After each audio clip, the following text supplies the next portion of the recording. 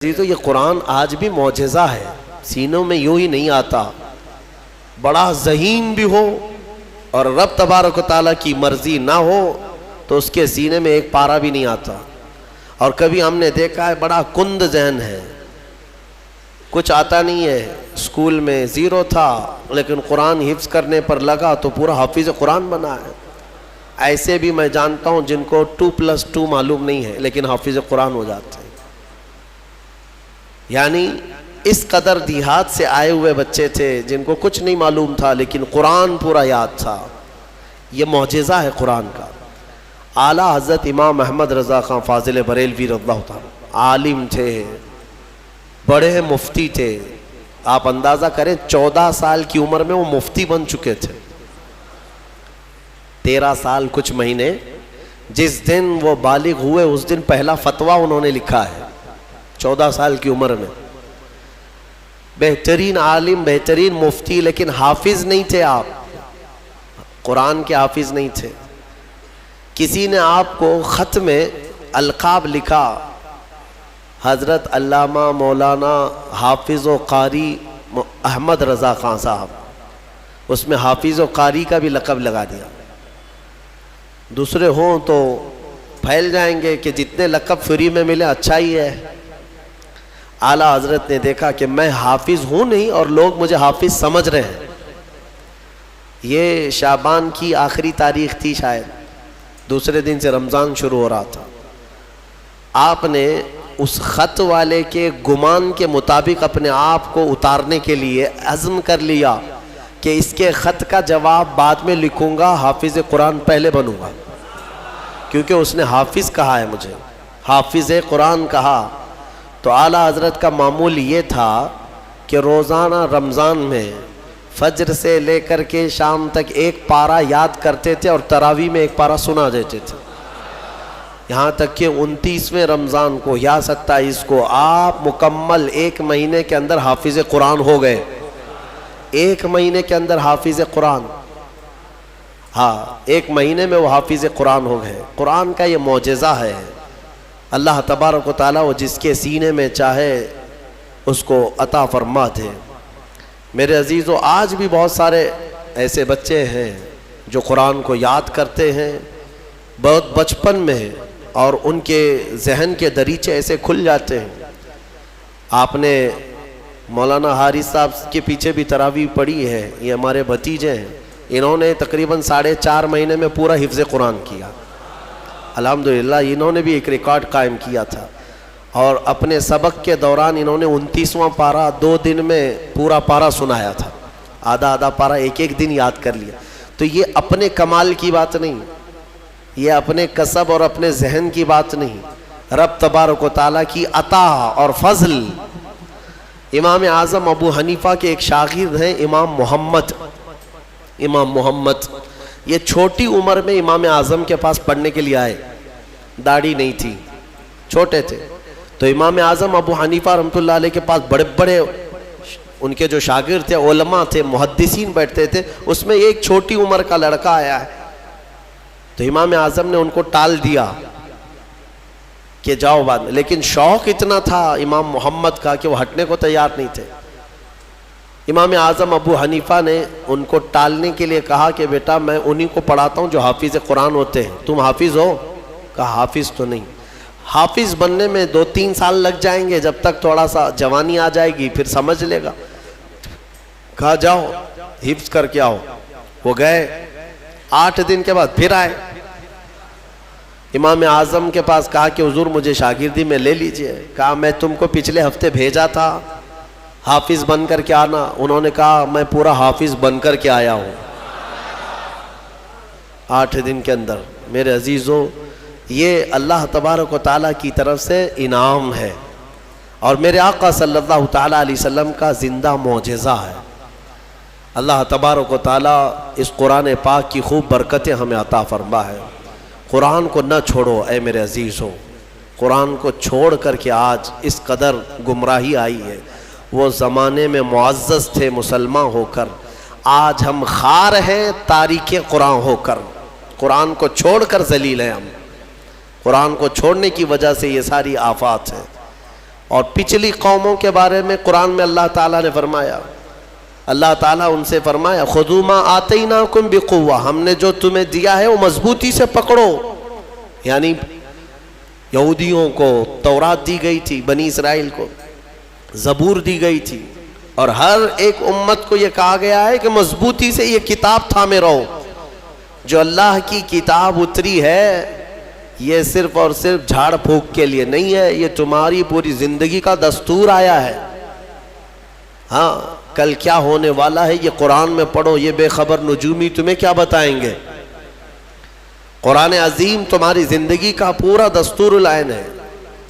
اس کو چھوڑ کر کے ہم ادھر ادھر کی آج ٹھوکروں پر مجبور ہو چکے ہیں. میرے عزیز و حیرت ہے ہماری قوم کو طوطے کے پاس جا کر کے اپنا بھوش پوچھتے ہیں چٹھی نکال کر کے کہ میرا بھوش کیا ہونے والا ہے. وہ بھی سڑک چھاپ آدمی جو طوطا لے کر کے خود سڑک پر بیٹھا ہے، وہ لوگوں کا مستقبل بتا رہا ہے. ہائے یہ اس کی بیوقوفی نہیں ہے، اس کے پاس جانے والے کتنے بڑے بیوقوف ہیں. مستقبل تمہارا بتا رہا ہے اور خود جو ہے سڑک چھاپ بنا ہوا ہے. ساری دنیا کے مستقبل بھوشمانی کر رہا ہے، لکیریں پڑھ رہا ہے، اور خود کی لکیر شاید پوری مٹی ہوئی ہے. عقل ہے یا نہیں ہے جو لوگ اس طرح کی جگہ پر جاتے ہیں؟ میرے آقا صلی اللہ علیہ وسلم نے فرمایا من اتا بکاہن فقد کفر بما انزل علی محمد، جو کسی کاہن جوتش کے پاس گیا، میرے آقا فرماتے ہیں اس نے محمد کا انکار کر دیا صلی اللہ علیہ وسلم. محمد صلی اللہ علیہ وسلم پر جو کچھ اتارا گیا ہے اس کا اس نے انکار کر دیا.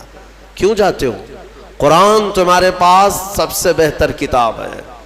قرآن عظیم ساری چیزیں تمہارے پاس. اللہ تعالیٰ نے فرمایا وَلَا رَطْبٍ وَلَا يَابِسٍ إِلَّا فِي كِتَابٍ مُبِينٍ، کوئی خشکی اور کوئی تری کی بات ایسی نہیں ہے جو ہم نے قرآن میں بیان نہ کیا ہو، سب ہے قرآن میں. اور جو جس طرح سے اس سے فائدہ اٹھائے گا وہ اس کے ظرف کی بات ہے. میرے عزیزو کم سے کم آج اتنا تو کرو کہ تلاوت تو کثرت سے شروع کر دو.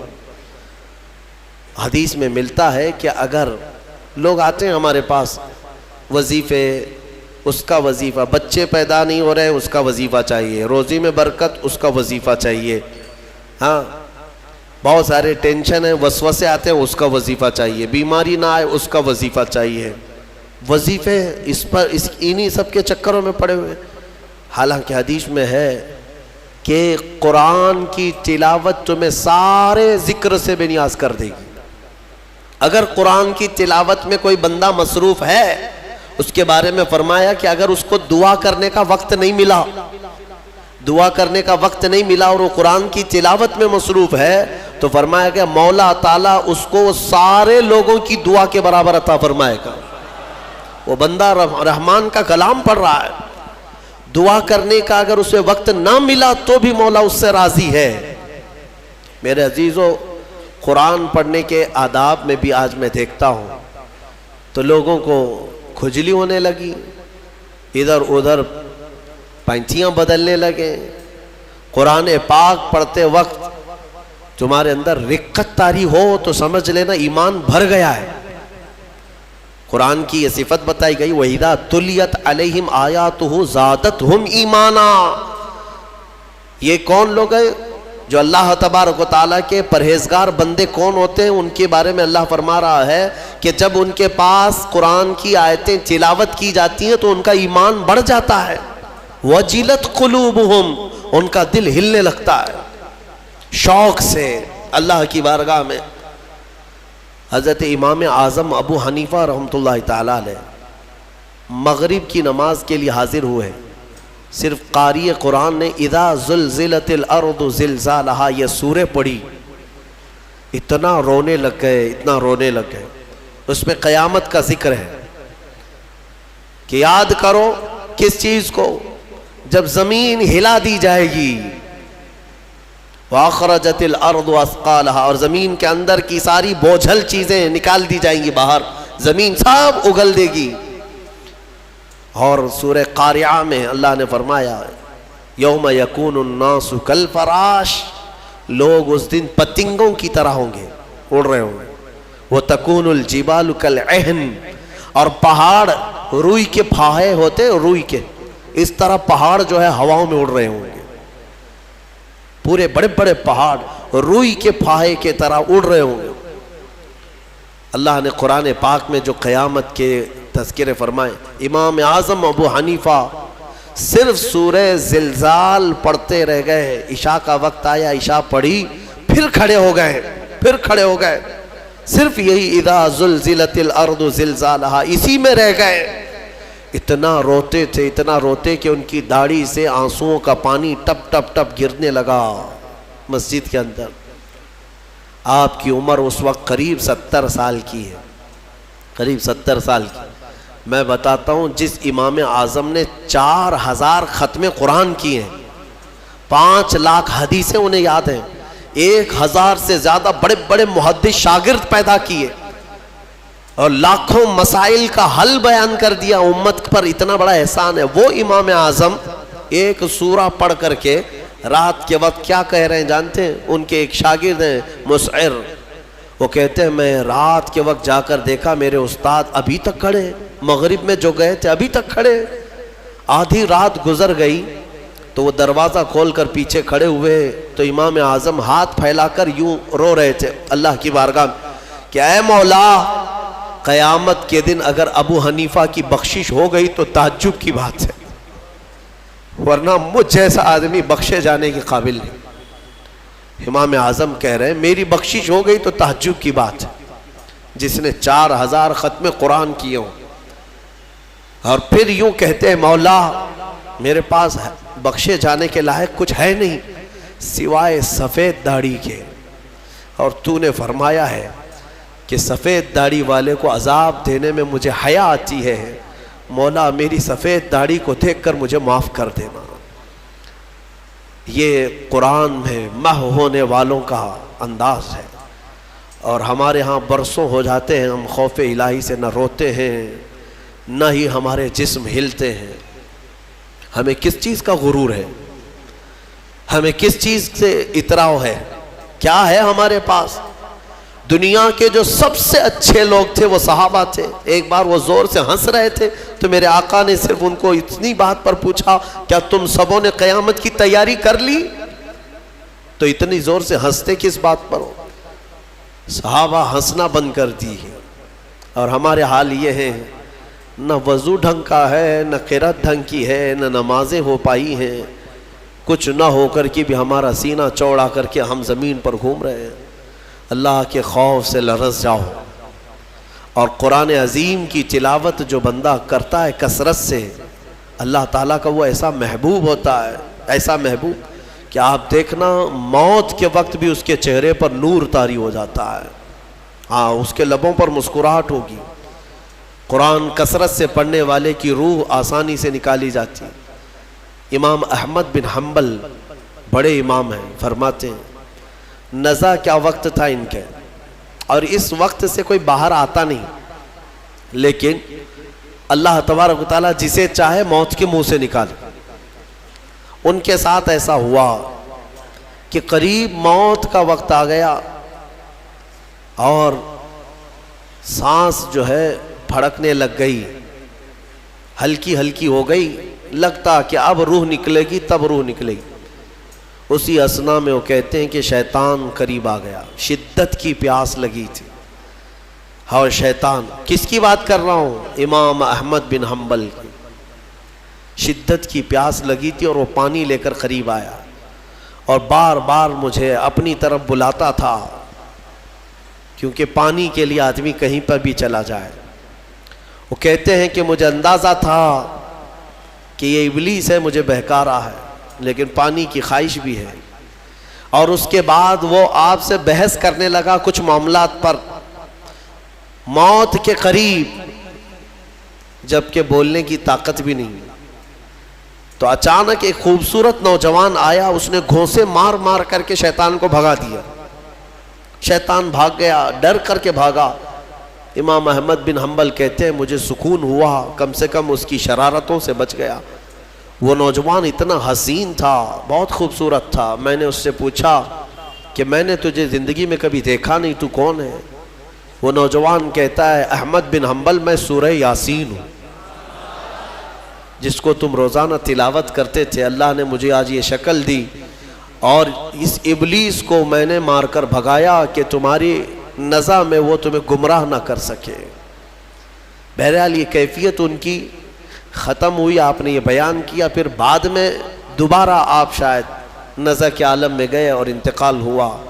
لیکن میرے عزیزو اندازہ کرو، اتنے بڑے امام جن کا حال یہ ہے کہ لاکھوں حدیثوں کے وہ حافظ ہیں، ان کے ساتھ ابلیس اخیر وقت میں ایسے شدت سے گمراہ کرنے کی کوشش کرتا ہے، تو ہمارا اور تمہارا کیا حال ہوگا؟ اگر کوئی چیز اس وقت بچائے گی تو یہ اللہ کا کلام، یہاں تک کہ جب قبر میں دفن کر کے لوگ چلے جاتے ہیں تو قبر کے حالات بہت سخت ہیں۔ قبر بڑی چھوٹی ہے، ہم خود ہی کھودتے ہیں، جانتے ہیں کتنی قبر ہوتی ہے۔ اپنے مردوں کو آپ دفنا کر کے آتے ہیں، اتنی ہوتی ہے کہ کروٹ بھی نہیں لے پاتا مردہ، اور وہ بھی اس کو اتنا ٹائٹ کر کے نیچے پتھر یا اینٹ یہ ڈھیلے سب رکھ کر کے قبلے کی طرف کر کے اس کو بند کر کے آ جاتے ہیں۔ پتہ ہے کس قدر گھبراہٹ ہوتی ہے، بہت گھبراہٹ ہوتی ہے۔ یہ مت سمجھنا کہ مردے کو اب کچھ پتہ نہیں چلتا، یہاں تک کہ حدیث میں ہے تمہارے چلنے کے چپلوں کی آواز تک وہ مردہ سنتا ہے، بولنے کی آواز تو چھوڑے، چلنے کی آواز بھی وہ قبر میں سنتا ہے۔ ہر چیز زندوں کے کانوں سے زیادہ کان اس کے تیز سنائی دیتا ہے اس کو، اور جب لوگ چھوڑ کر کے جا رہے ہوتے ہیں وہ اس قدر گھبراہٹ کا شکار ہوتا ہے کہ اس تنگ و تاریک کوٹھری میں پہلی بار اس کو ڈالا گیا ہے، زندگی بھر کبھی اتنے چھوٹے گڑھے میں نہیں سویا۔ ہاں، اب حضور پاک صلی اللہ علیہ وسلم نے فرمایا ہے، رشتہ داروں کو بھی کہا ہے کہ دفنانے کے بعد تھوڑی دیر بیٹھ جاؤ قبر کے پاس کہ اس کی گھبراہٹ کم ہو، لیکن کون بیٹھتا کون ہے؟ سب کو اپنی جلدی ہے، عزیز لوگ بھی نہیں بیٹھتے، نکل آتے ہیں، بھائی ہوں، باپ ہوں، بیٹے ہوں، سب نکل کر کے آ جاتے ہیں، الا ماشاء اللہ۔ لیکن اس اندھیری قبر میں جب لوگ قبرستان سے آ جاتے ہیں، عجیب و غریب آوازیں مردے کو سنائی دینے لگتی ہیں، زمین ہلنے لگتی ہے اور دونوں جانب سے دباتی ہے زمین۔ میرے آقا صلی اللہ علیہ وسلم نے فرمایا ان ضغطۃ القبر حق، قبر کا جھٹکا دینا حق ہے، ہر ایک کے ساتھ ہوگا۔ صحابی رسول سعد بن معاذ کے بارے میں حضور نے فرمایا ان کو قبر دبا رہی تھی۔ قبر سب کو دبائے گی، لیکن کچھ کو ایسے دبائے گی کہ ان کی ہڈی پسلیاں الگ ہو جائیں، اور کچھ کو محبت سے دبائے گی۔ لیکن فرمایا کہ قبر جو ہے اس وقت اندھیری اور پھر عجیب و غریب آوازیں، تنہائی الگ، کوئی نہیں ہے قریب، کوئی نہیں ہے۔ اس وقت کچھ لوگوں کی قبر میں ایسا ہے کہ اچانک ایک نورانی شکل کا نوجوان سرانے کے پاس آ کر بیٹھتا ہے اور کہتا ہے میں تیرا دوست ہوں، تو گھبرا مت، میں تیری دوستی نبھانے آیا ہوں۔ مردہ پلٹ کر کے دیکھتا ہے، پوچھتا ہے تو کون ہے؟ تو کہتا ہے میں اللہ کا کلام قرآن پاک ہوں۔ قرآن مقدس رفیق بن کر، انیس بن کر قبر میں آتا ہے۔ میرے عزیزوں، اس قرآن سے محبت کرو، اس قرآن سے محبت کرو۔ مجھے افسوس ہوتا ہے رمضان میں بھی کچھ لوگ ایسے ہیں جو قرآن سننا نہیں چاہتے، ان کو سال میں ایک بار ہی تو موقع ملتا ہے، ان موقعوں کو بھی گنوا دیتے ہیں، بازاروں کی زینت بنے رہتے۔ بازار کتنے بازار کرو گے، کتنے، سال بھر تو بازار کھلا ہے، کیا یہ تراویح پھر رمضان کے بعد ملنے والی ہے؟ ضائع کر دیتے ہیں۔ ایک تو تم حافظ قرآن ہو نہیں، قرآن گھر میں پڑھتے نہیں، ایک حافظ تمہارے ہاں آ گیا سنانے کے لیے اللہ کا کلام، اس کے لیے بھی پیچھے بھاگ جا رہے ہو، تو گویا کہ تم قرآن کے ساتھ بہت ناانصافی کر رہے ہو، قرآن کو پیٹ پیچھے ڈال چکے، اس کے حقوق نہیں ادا کرتے۔ گھروں میں جا کر کے دیکھو تو بہت اونچے طاق پر اس کو رکھ دیا ہے۔ قرآن پر تو اتنی دھول جمع ہوتی ہے کہ اتنی دھول نہ فریج پر نہ ٹی وی پر، ٹی وی اور فریج اور واشنگ مشین تو روز صاف ہو جاتے ہیں، قرآن پاک پر ہاتھ بھی نہیں لگتا۔ کیوں قرآن کے ساتھ یہ دوہرا سلوک ہے؟ یہی تو ہے میرے عزیزوں، درس قرآن اگر ہم نے نہ بھلایا ہوتا، یہ زمانے نے زمانہ نہ دکھایا ہوتا۔ شاعر نے بہت اچھے انداز میں کہا، درس قرآن کو اگر ہم نے نہ بھلایا ہوتا، یہ زمانے نے زمانہ نہ دکھایا ہوتا۔ یہ سارے ہمارے اندر ہیں۔ اٹھو، آج بھی تمہارے پاس وقت ہے، قرآن کو پڑھو، سیکھو۔ اور میں کہتا ہوں آج کے دور کے مسلمان، سخت پکڑ ہوگی تمہارے پاس یہ عذر بھی نہیں ہے کہ اللہ کی بارگاہ میں کہیں گے کہ مولا پڑھانے والا کوئی تھا نہیں، سیکھنے کا کوئی ذریعہ تھا نہیں۔ آج تمہارے ہر ایک کے ہاتھ میں موبائل ہے، قرآن ہے، سینکڑوں قاریوں کی قرت ہے۔ انٹرنیٹ صرف گانے سننے کے لیے نہیں، قرآن سیکھنے کے بھی وہاں ذریعے موجود ہیں۔ پورے عالم بننے کے مدرسے چل رہے ہیں آن لائن، قرآن پڑھانے والے پڑھا رہے ہیں، لیکن اب عذر تمہارے پاس کچھ بھی نہیں رہے گا۔ کیا کہو گے کہ ہمارے ہاں کوئی عالم نہیں تھا، کوئی حافظ نہیں تھا، پڑھنے کا موقع نہیں ملا؟ نہیں، تمہاری سخت پکڑ ہوگی، تمہارے پاس سب تھا، تم نہیں چاہتے تھے قرآن پڑھنا، تم نہیں چاہتے تھے۔ میرے عزیزوں، قرآن کی طرف آ جاؤ۔ میں آخر میں یہ بھی کہنا چاہوں گا کہ جو حفاظ قرآن ہوں، میں اپنے متعلق نہیں کہہ رہا ہوں، دیگر جو بھی حفاظ قرآن ہیں ان کا ادب بھی بجا لائیں۔ اللہ کا کلام ان کے سینے میں موجود ہے۔ اور آج یہ اس مصلی پر، اس محراب میں، اس سال کی میری آخری تراویح تھی۔ انبیاء اکرام علیہ السلام کی جو زبان تھی، قرآن میں اللہ نے فرمایا، وہی میں عرض کرتا ہوں ان کی سنت پر۔ لا اسألکم علیہ اجرا ان اجری الا علی رب العالمین۔ لوگوں، میں آپ سے اس خدمت پر 1 روپیہ بھی اجرت نہیں مانگتا، مجھے معاوضہ نہیں چاہیے آپ سب سے۔ میرا اجر رب العالمین کے حوالے ہے، میرا اجر اللہ رب العزت کے پاس ہے۔ مجھے آپ سب کی جو محبت ہے یہی کافی ہے، اور مجھے دعاؤں سے نوازیں، یہ میرے لیے بہت بڑا معاوضہ ہے، بہت بڑا تحفہ ہے، یہ میرے لیے بڑا ہدیہ ہے۔ اور یہ محبت ہی تو ہے کہ اتنے گیپ کے بعد دوبارہ اس مصلی پر میں آیا ہوں، اور جو کچھ بھی ہوں میں یہاں تک آپ کے پاس بولنے کے قابل ہوں، یہ میرے والد کی تربیت ہے۔ آئیں، آج میں اپنی اس آخری محفل میں، چونکہ پھر کل سے شاید آپ کے سامنے حاضری نہیں ہوگی، تفسیر کا جو درس پہلے رمضان سے چل رہا تھا آج یہاں پر ختم ہوا، اور ایسا نہ ہو کہ زندگی کا آخری ہو، اللہ تعالیٰ پھر سے موقع عطا فرمائے۔ آئیں، انشاءاللہ العزیز مولا کریم ہم سب کو آج کی رات معاف کرے گا۔ دعا کرتے ہیں، جنہوں نے مجھے دعاؤں کی درخواستیں کی ہیں ان سب کو بھی میں شامل کرتا ہوں۔ یا ربنا یا ربنا یا ربنا یا اکرم الاکرمین، مولا قدیر ہماری اس میں ان تمام محفلوں کو اپنی بارگاہ میں قبول فرما۔ پہلے رمضان سے لے کر آج تک جو تراویح پڑھا، سورہ فاتحہ سے لے کر مولا 30ویں پارے تک کے جتنے سورے ہم نے تلاوت کیے، اس میں جو غلطیاں، کوتاہیاں، کمیاں، بیشیاں ہوئی ہوں اپنے فضل و کرم سے معاف فرما دے۔ اے رب العالمین، تجھے فضل کرتے نہیں لگتی بات، نہ ہو مایوس تجھ سے امیدوار۔ تو نے رمضان میں یہ حسین موقع دیے تھے، تیری اس مسجد کو ہم بھرتے تھے۔ مولا، اگر ہماری زندگی باقی ہے تو پھر سے رمضان عطا کر دے۔ ارحم الراحمین، قرآن عظیم کی تلاوت کو میں نے جو کچھ بھی پڑھا مولا خالص تیرے شوق میں پڑھا ہے، تیری رضا کے لیے پڑھا ہے۔ اے رب قدیر، مجھے ایمان کا اضافہ عطا فرما۔ جتنے لوگوں نے خلوص سے سنا ہے مولا ان سب کو اجر عطا فرما۔ اور تفسیر قرآن جو آج تک کی محفلیں ہوتی رہیں، اس میں جو غلطیاں کوتاہیاں ہوئی مولا سب سے میں توبہ کرتا ہوں، مجھے معاف فرما دے۔ سننے والوں کو بھی معاف فرما دے، اور دور دراز سے کئی لوگ آن لائن سن رہے ہیں، محفلوں میں شامل ہوتے ہیں مولا ان سب کی بھی مغفرت فرما دے۔ ارحم الراحمین، آج کئی لوگ تیرے دربار میں ہاتھ پھیلائے ہیں، کچھ محتاج ہیں، کچھ غریب ہیں، اپنے اپنے گھروں کی پریشانیاں، کچھ تو وہ ہیں جو بول نہیں سکتے۔ اے رب ذوالجلال، سب کی پریشانیاں دور کر دے۔ اے رب العالمین پورے ہندوستان کے مسلمان اس رمضان میں پریشان ہیں مولا، جائیں تو کدھر جائیں، کس سے اپنے غم کی داستان سنائیں، سمجھ میں نہیں آتا مولا۔ حالات اس قدر بدلتے جا رہے ہیں کہ چھوٹی ذاتوں کے اور نیچ قسم کے لوگ تیری مسجدوں پر، تیرے اولیاء کے مزاروں پر اور مسلمانوں کی گردنوں پر راج کرنے لگ گئے ہیں۔